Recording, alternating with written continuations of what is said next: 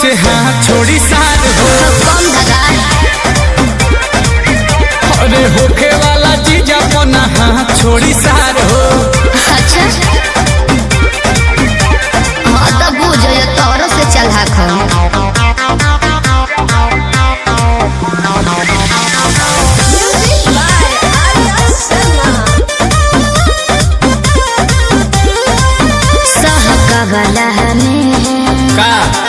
बाहकवाला में अरे कौन चीज गलत काम करेला तोहके बदनाम करेला के सुधर जी तू का बुझता रहो तोह से फेंकेला जब देखेला पहिला काम करेला हमके प्रणाम करेला बोले तो किस हो ना ये तो नो रहीस सोचे हो ना तिलक का चढ़ाई हूँ तोहार हो जीजा लगो ओए होए होए होए जीजा लगो बोकर कैसे हाथ छोड़ी सार हो।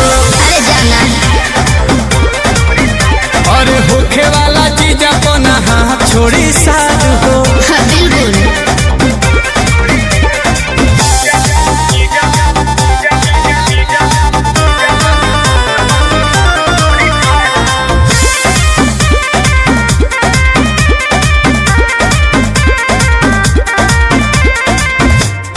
घरे हो ना ना एक डरे हो कम खात बनी हम दो बरात बनी हो हटाओ उधर पर ध्यान दो समस्या साला से का सुरता वाला से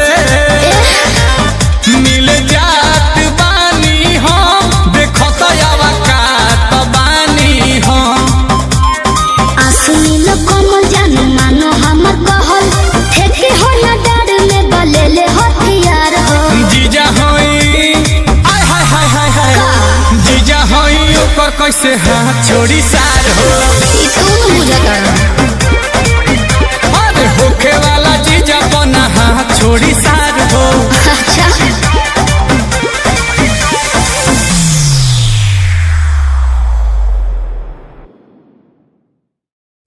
जीजा लगो बोकर कैसे हाथ छोड़ी सार हो।